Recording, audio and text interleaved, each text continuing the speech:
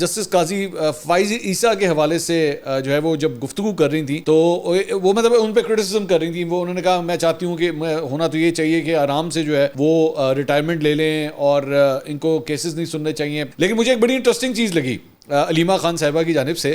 وہ chief justice کو بار بار کہہ رہی تھی جسٹس قاضی فیض عیسیٰ فیض عیسیٰ فیض عیسیٰ فیض عیسیٰ. اچھا میں بڑا حیران ہو رہا تھا. میں نے کہا کہ علیمہ خان صاحبہ کو جو ہے وہ چیف جسٹس کا نام بھی نہیں آتا صحیح طرح. جسٹس قاضی فائز عیسیٰ اور فیض, وہ فیض چلا گیا, وہ اب فوجی حراست میں ہے. مطلب وہ ہے فیض, وہ فیض ہے, یہ فائز ہے, دونوں میں فرق ہے.